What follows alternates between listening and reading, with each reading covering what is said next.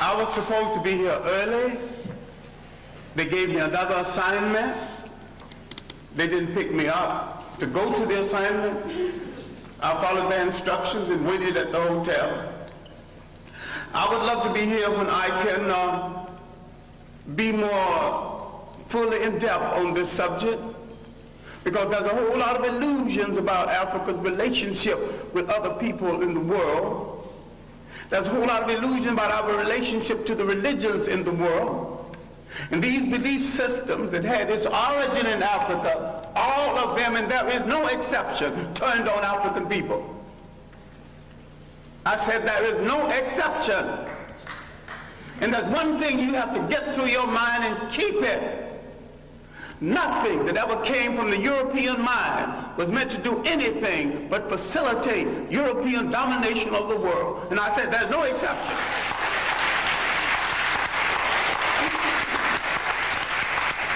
Everything that was brought into this continent, everything, every idea, every so-called religion was meant to dominate and to control. The Arabs had no illusions about it. The Europeans had no illusions about it. You were the ones with the illusions. And yet every element that went into the making of every major religion in the world started in Africa. Why is it that you are so naive? You let people redress something that you invented, sell it back to you, and enslave you through it.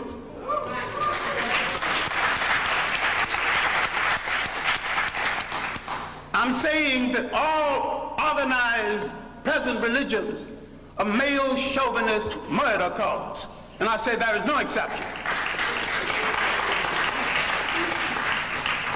Why I wanted to be here earlier, I wanted to deal with our relationship with the people of the world and the fact that we created peaceful nations that had no word for jail because no one had ever gone to one. No word for old people's home because no one ever threw them away, grandma and grandpa. No word for orphanages. We did all of this, and over half of human civilization was over before we knew that a European was in the world. Before he wore a shoe or lived in a house that had a window. Now, Africa has always and still is the prize for the whole world. We as a people have always been the world's richest people, culturally rich, mineral rich. We have always been the prize because we have always had and still have something that other people won't, think they can't do without, and don't care to pay for. Because we have always been the prize, we have been under siege for over 3,000 years. Nothing that ever brought into Africa from the outside was meant to do the African any good. That means all other religions. Islam was the handmaiden of Arab imperialism. Christianity was the handmaiden of European imperialism. The Hebrew faith was the handmaiden of a concept called the chosen people. Now, if God is kind and God is merciful and God has no stepchildren, he won't choose one over the other. And to say he chose some people, you're making him a bigot. And to say that he endorsed enslavement of one people over the other, you're making him an accessory to murder. The Arabs used Islam to rationalize their slavery and their imperialism. The Europeans used Christianity to rationalize their slavery and imperialism. Who are you kidding about friends in the world? Damn it, if you want a friend, look in the mirror.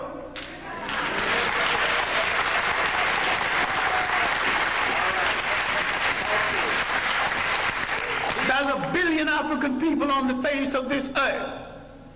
Why are you buying third-rate junk from third-rate people thinking you can't make it? Why don't you at least make a safety pin to hold your child's diaper together? Teach. Who has programmed your mind into thinking you can't make a car? The first man that made a car, they had never seen one previously.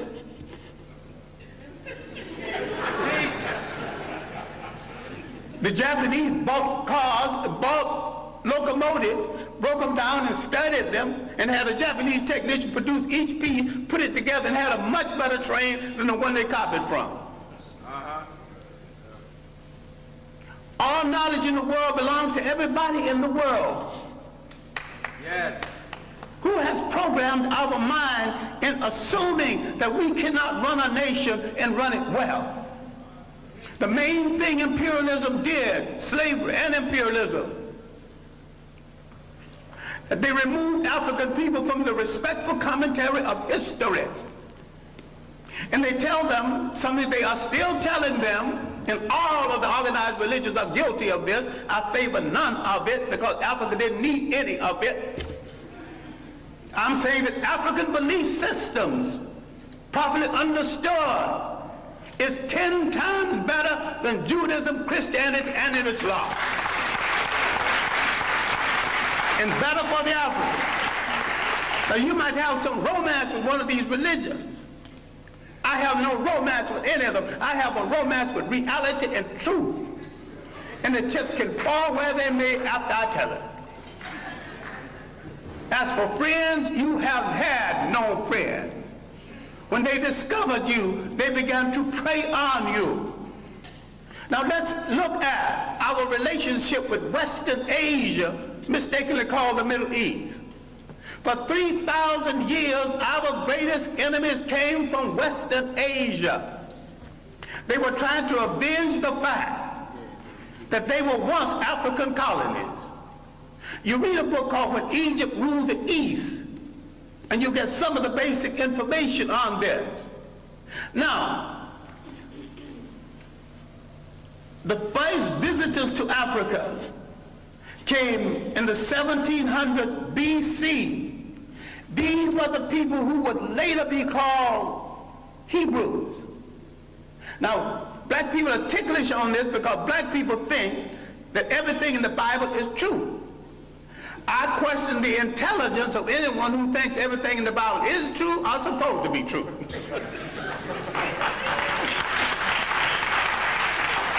It's allegory, stories told to illustrate a point at a time when there were very few people reading books. And most of what went into the making of the Bible was copied from Egyptian texts. Now, if you want to get so dewy-eyed over the Bible, which is a carbon copy of a carbon copy, why don't you go back and read the original Egyptian text?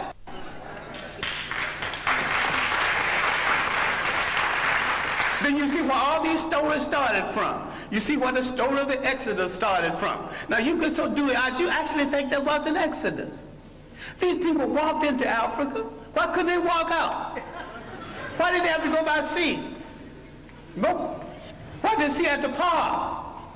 If you read Egyptian literature, you will discover that the whole story of somebody parting the sea started with about 3,000 years before the Hebrew entrance. I should not use the word Hebrew entrance, before the entrance from Western Asia. Now let's get one thing straight, because black people are confused about all religions. Now, I'm not against any religion. I'm a very spiritual human being. I just don't need a preacher to preach no 10 commandments to me when he's a backslider going with some sister, some other man's wife. I'm intelligent enough to pick from the 10th commandment, who were not commandments anyway, but they were omissions of purity at the great school at Luxor, the great African training school. All right, now, let's get into this Western Asia.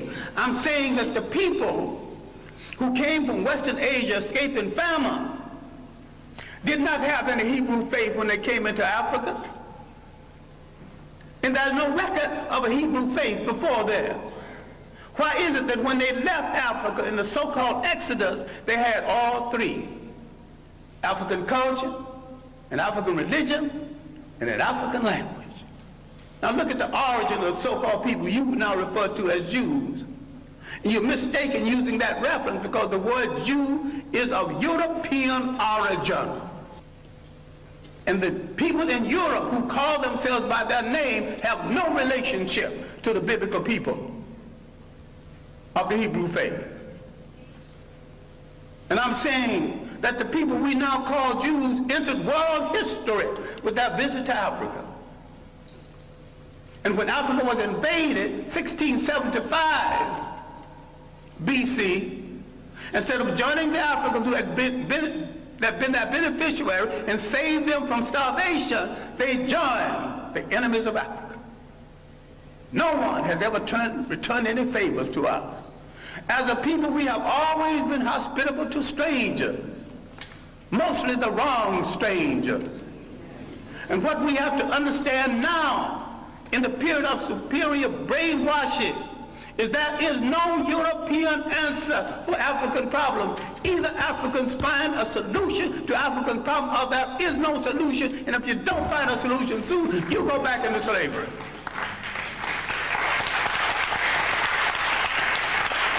We have to stop all of this nonsense about who belongs to what religion when all of them were imposed on us in the first place.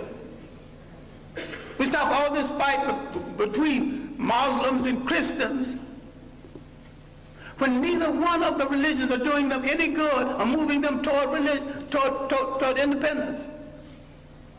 All of them are handmaids of conquerors. All of them are religions of conquerors. We were naive when we accepted their interpretation of something that we had all along. I'm saying we need to take a good look at ourselves. I'm not talking about burning churches. I'm not talking about getting rid of religions. Understand me well. I am saying that every single thing that touches your life, religious, socially, and politically, must be an instrument of your liberation, or you must throw it into the ash can of history.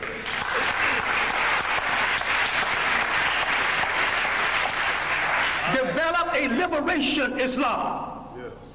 And if you develop a liberation Islam, you'd have to turn on the supreme slave traders who were in the slave trade 1,000 years before the Europeans, the Arabs. Yes. And most brothers who think they're Muslims are merely Arabists. Forerunners, vanguards of Arab propaganda. The Arabs are not above joining the Jews against black people. In America, they're already doing it in Detroit. In America, they're already doing it in real estate. You got some dewy-eyed thing that you got a friend. I still ask you to look at that mirror. And if nothing staring back at you is friendly, then you've got no friend. But this is where you start friend. All right. I'm saying something which you need to reconsider. I'm saying that everything that came into Africa, every people that came into Africa, did not come to do Africa any good. Everyone and every religion and every people who came into Africa declared war on African cultures. They began the bastardization of African people, created confused mulatto who didn't know whether he'd be loyal to his mother's people or his father's people. That confusion is still here. The fascination for the color of the conqueror and the fascination to go to bed with the conqueror. Now that's raw and mean, but it's true. Now, some time ago, a North African leader, Gaddafi, was sending some Libyans to study in Europe. And he told them what any good nationalist would tell students going to study: I'm not sending you to Europe to find a wife. I'm sending you to Europe to gain the technology to come back and make Libya a strong nation, a strong Islamic nation, and a strong Arab nation. And you cannot achieve any of this between the legs of a European woman.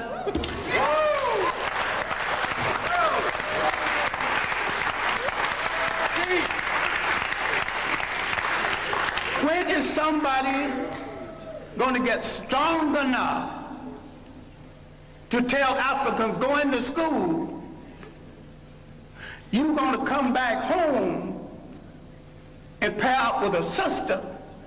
But if you want to pair up over there, stay over there.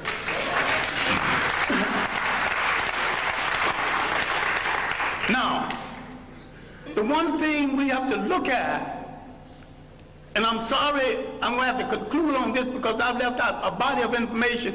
At the university, I teach an entire course, semester course, on Africa's relationship to other people. And I devote several semesters to Africa before Europe, the consequences of the coming of the Greeks, who stole a lot that they think is their culture, stole a lot that you think is Greek philosophy. We've been the victims of propaganda. And yet, if you read the Journal of African Civilization, other works, we have lived in Europe, we've lived in Asia, we've lived in the Americas. The African people have already proved that they can get along with different people, amalgamate their culture with different people without one hint of a war between us. People who come into Africa immediately declare war on African culture, standards of beauty, standards of conduct, and change the African concept of theirs so they can rule through him. This was true of the Greeks, who began the bastardization, again, the European bastardization of Africa. The Western Asians had begun it 3,000 years before that. The Romans, a bunch of well-dressed thugs who could write well but couldn't think, who borrowed practically everything. They laughed at the Africans' concept of Christianity. The African was practicing and not giving it a name. This is why you don't know nothing about the African origins of Christianity. This is why a whole lot of people will not read Ben Yakinen's The African Origins of the Major Western Religions, Africa, Mother of Western Civilization, a Black Man of the Nile. Because he's telling it like it is, but you also will not read white radicals who identified Africa as the origin of the great religions of the world, especially Alvin Boyd Kuhn in his work, Who is This King of Glory? In Shadow of the 3rd Century. We have dealt with John Jackson, another radical black historian, with Man, God, and Civilization.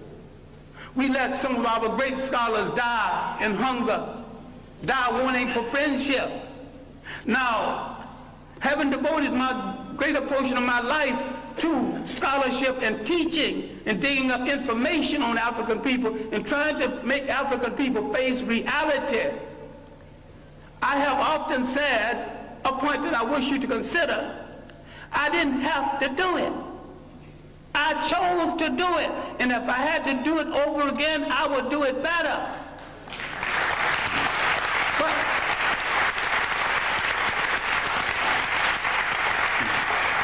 I have a lot of talent other than the talent to teach and to research. I've never met a rich man who had a better mind than me. So if I wanted to succeed as a rich man, I could have done that. I never met a crook who wasn't a fool. I could have been a good crook if I chose to be a crook. I chose to be a teacher of African history. I chose to look in the Bible where I couldn't find my people. I started looking for them in the world, and I didn't stop until I found them. And I know why they are left out of the Bible. I know why all the angels are white. You mean to tell me God is merciful, God is kind, and not one little brown or black angel sneaked into heaven? I ain't buying that. Now the Bible that you get so dewy-eyed over is one of the greatest pieces of propaganda ever written. If you want to read the Bible, why don't you read the Bible one day and read Mein Kampf the next day and see the comparison? That's hard on your mind. Because you think if you don't have Christianity, Islam, or Judaism, you don't have to have spirituality. I've got more spirituality after I put all of them down. And I've got more religion after I put all of them down. All right, now let me conclude something that has no conclusion. We have to look at the impact of Europeans on Africa. All impacts have been negative. The Romans laughed at the early African Christians. Finally, for political reasons, they stopped killing Christians and became Christians. I'm saying the Europeans became Christians for political reasons, as the Arabs became Muslim for political reasons, and as the so-called Jews became Hebrews for political reasons. People use organizations for political reasons, and what we get so dewy-eyed and think we're dealing with the truth. If you look at indigenous African belief systems, if you look at the idea when Africans had no churches of any consequence because these fools came here and said, this is the house of God, and the African looked at that church and said, if God who made the wind, the spring, made the ocean roar, and you're going to tell me he can fit into a little thing you call a church? That is no house of God. So some Africans had the common sense enough to move away from it, and some had the common sense to burn it down. I'm saying that you're closer to God when the further way you get away from organized religions that are all handmaidens of conquest. The Roman Empire developed during the early period of Christianity. Remember, the Roman Empire started in Africa. It rose in Africa. It fell in Africa. A lot of people need to stop reading some religious books and read some straight history without fable, without supposition, without myth. Read straight history. Read the Mediterranean world in ancient times. She's a racist, bigger, but her chronology is good. And there's a good history of the European trying to move out of Europe into the Mediterranean to find something to eat, to put on that gosh darn awful European food. He has solved his problem at the expense of other people. The slave trade liberated Europe from the depressed economy they had created with the so-called Crusades and through the famines and the plagues. Europe always solves its problems by preying on people outside of Europe. They are in a position right now that they have betrayed true socialism, which was not of European origin in the first place. And some people are confused between Karl Marx and Groucho Marx. I think a lot of people are Groucho Marxism instead of Karl Marxism. They're funny people. And if you think that that system started in Europe, no system as humane as socialism could have started among a bunch of icebox people who prey on their brothers for their breakfast. Read Kwame Colson's work, The History of the Modern World, especially the early chapters. Now, the evidence of Africans in the New World, the evidence of 1,000 years of civilization before slavery, all of this I'm not discussing because there is no time. But when the Romans disgraced themselves in the mismanagement of Christianity, they created a vacuum. Islam moved into that vacuum. The Africans thought that Islam would get the Romans off of their back. They were right. Islam got the Romans off of their back, and the Arabs jumped on their back, and they're still there, using Islam to justify it. Now, the African military man, because we are the greatest fighting machine in the face of the earth, if we ever discovered this, people are going to start running.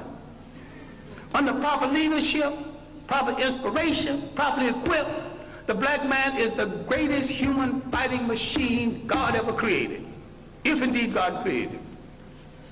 I think the gods of Africa created it. Once you lose track of your heritage, you lose track of your liberty in this world. The Europeans doing the slave trade not only read the African out of history, they colonized history, they colonized information about history, they colonized image. They colonized the image of God. Who told you Christ was white? He was born in that part of the world predominantly occupied by non-European people. So you should not get into the argument about whether he's white. All you have to say, was he a Greek? No. Was he a Roman? No.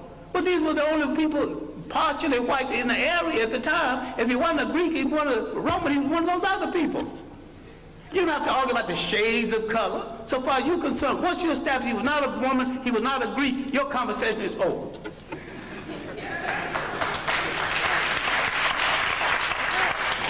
Now, if somebody else want to argue about his shade, well, that's their problem.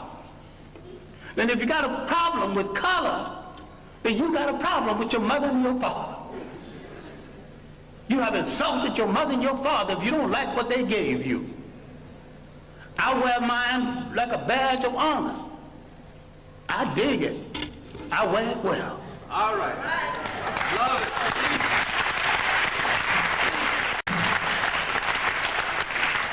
I'm saying in closing, and I am closing, that what you have to do is take a holistic look.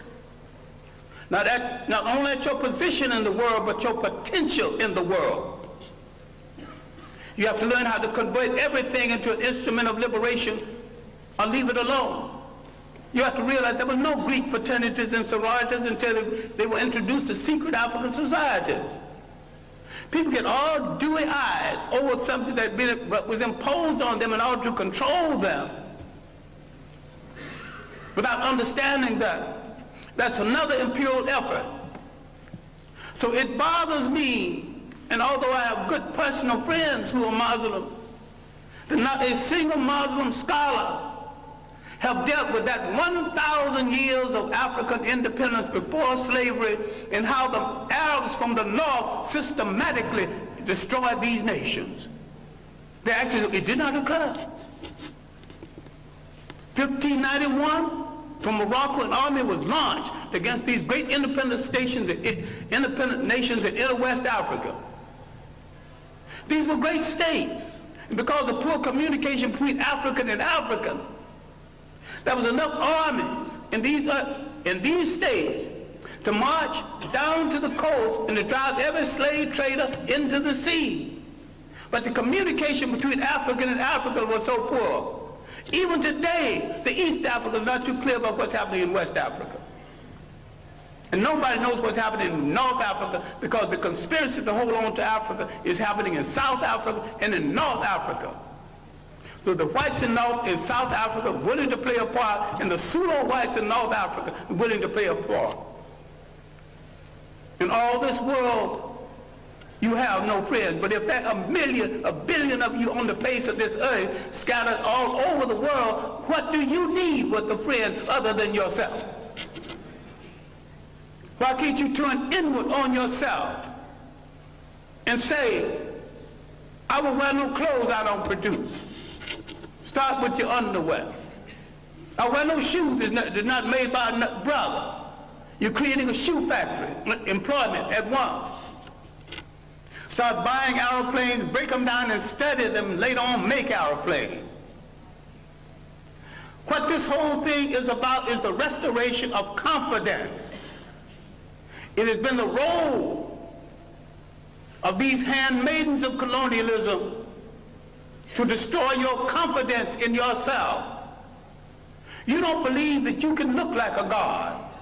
You don't believe a black father in your home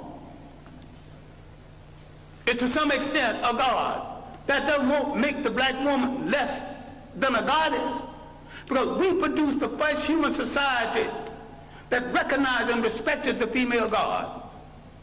We produced the first human society that said you can't be a king unless you got a queen. You can't be a god unless you got a goddess. So you can see all of these social ills that people are defending now, none of it started in our countries.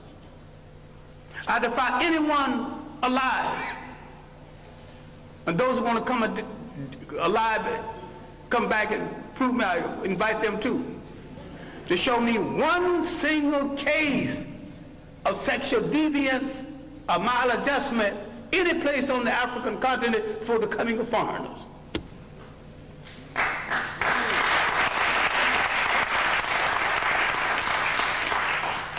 I defy you to show me one case of teenage pregnancy, one case of ill treatment of women. We got confused with someone else's ideas, someone else's concept and definition of us. What we have to understand is that faith has not spared us for an idle reason. A whole lot of people who've been hit less than us are extinct. What is there in us that made us strong enough to take this heavy blow? 500 years of slavery, one way or the other. Slavery, neo-colonialism. What made us strong enough to survive? What is faith saved us to do? And inasmuch as we gave the world its first humanity, faith has saved us to give the world its last humanity.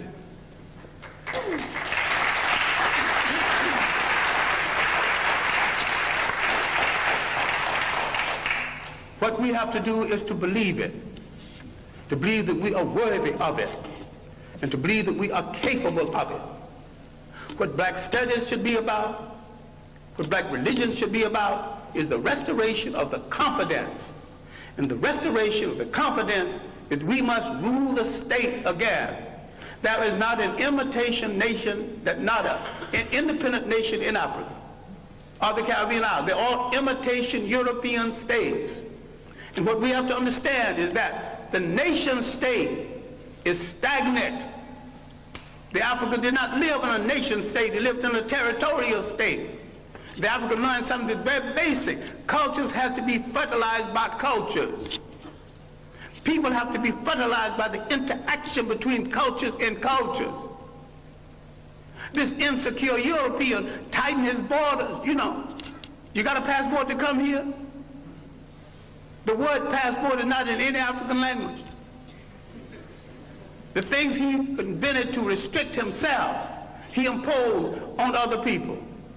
Once we gain confidence in ourselves, and once we look at that person staring back at us from that mirror and like what we see, and don't move from that mirror until you like what you see.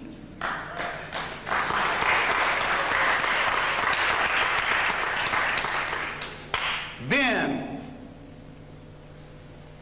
in coordination with other African people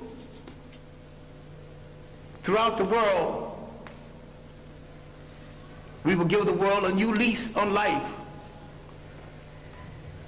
We will turn to all of our people and not one part of them, because we came from a matrilineal society that respected women to the point the lineage came down to the female side. We must answer the call of the great African-American poet, Margaret Walker, who said, "Let the dirges end, let a new peace begin. Let us write a new covenant for the freedom of ourselves in the world." African men throughout the world need to step forward and answer Sister Margaret and say, "Sister Margaret, we have heard your call, and because we have never been a society that excluded women, with our women at our side, we are ready to pick up the challenge. We are ready to start a revolution that will change the world. We won't get ready tomorrow because tomorrow's things are left to tomorrow. We will start our revolution right now, and we will start it with ourselves." Thank you.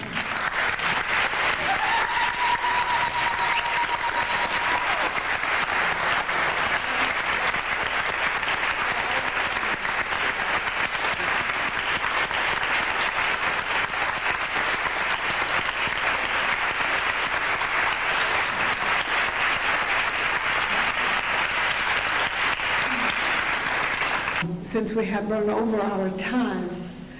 I'm not quite sure what I should do since we have run over our time, but I know that there are some people who and we will try to have maybe just 2 or 3 questions.